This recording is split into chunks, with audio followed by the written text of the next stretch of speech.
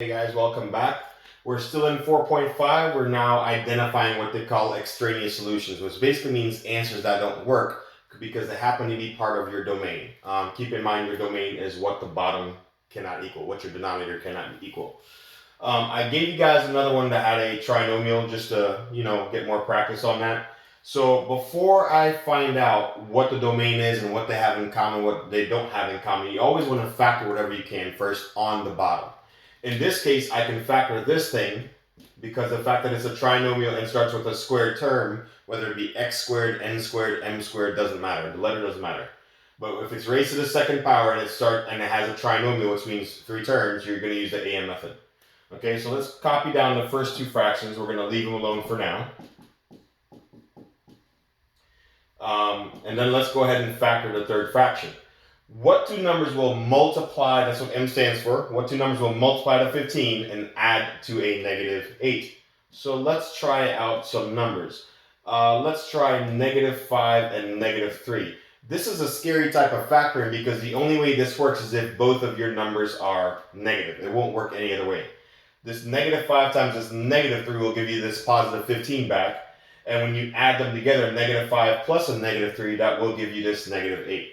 And then, of course, what times what gives you your x squared? In this case, x times x. Now that I've factored it, you guys can see that this thing actually has stuff in common with the other two. But before we go ahead and solve this, let's talk about your domain. What two numbers are we not allowed to have on the bottom that would make them 0? If you set x minus 5 equal to 0 and solve it by adding 5 to both sides, you would get x equals 5. So x equals 5 cannot be one of your solutions because it would make the bottom 0. That means you're dividing by 0, which makes this whole thing undefined. Okay? What would make this thing 0? Well, if you set it equal to 0 and solve, you would get x equals 3, right? Because 3 minus 3 equals 0. So here you can also not have 3 as an answer. So as long as we don't get one of those two answers, just like the previous example, we're good. So let's see what's going to happen. Let's go ahead and solve this thing. So you want them all to have a common denominator. I noticed that this last fraction already has an x minus 5 in common, and it has the x minus 3 for the second one. I want these two to have the exact same thing going on as this fraction. So let's compare to see what it needs.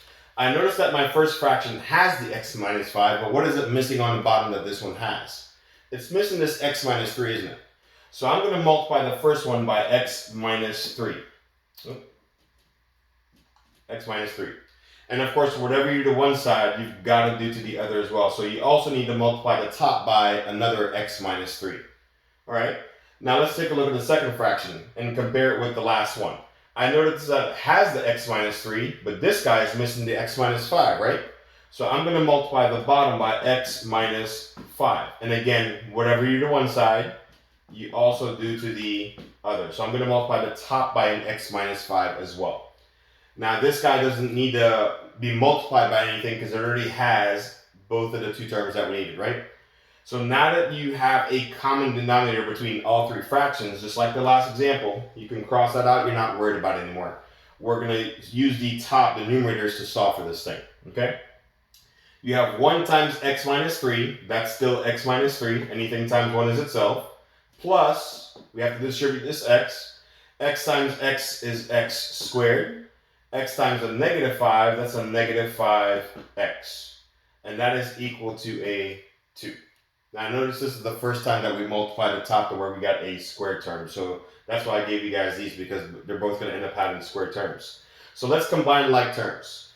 There isn't another squared term, so I'm just going to drop that guy down.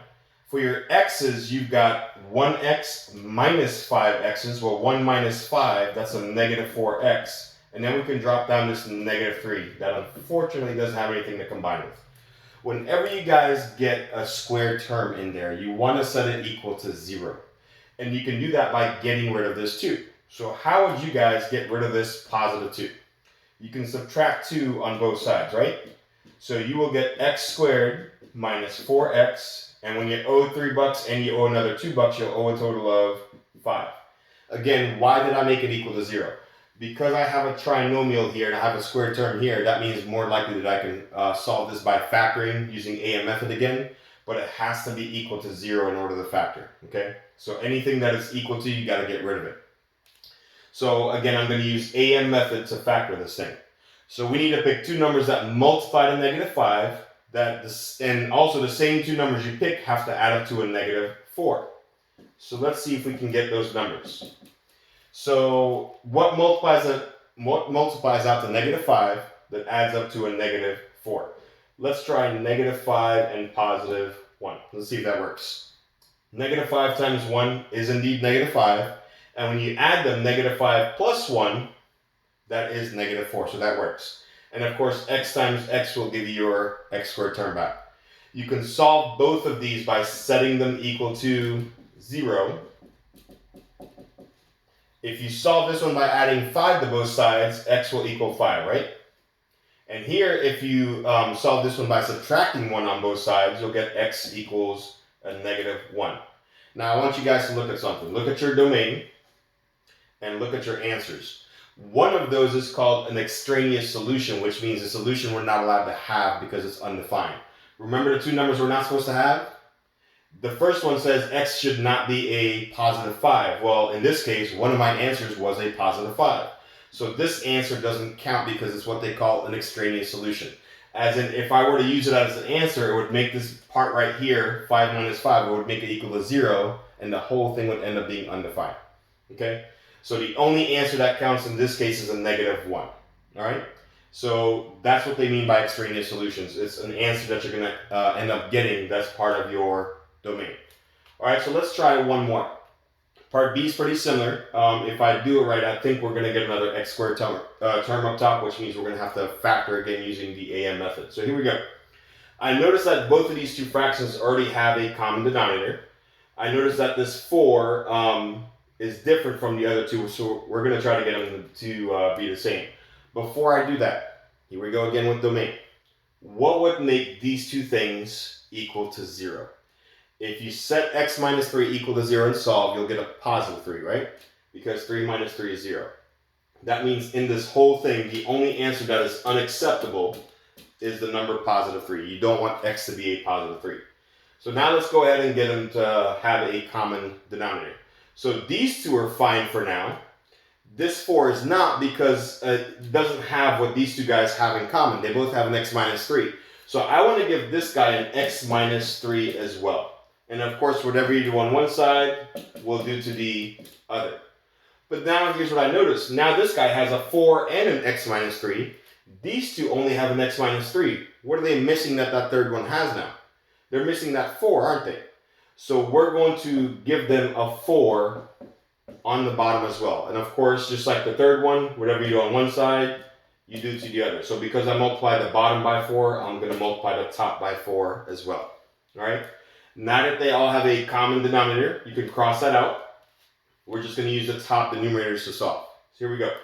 You have 3 times 4, which is equal to 12. You have 4 times x, which is equal to 4x. Now, be careful. What kind of x is this? There's a minus sign in front, so it's actually a negative x that we're going to distribute to both. Negative x times x, that's a negative x squared.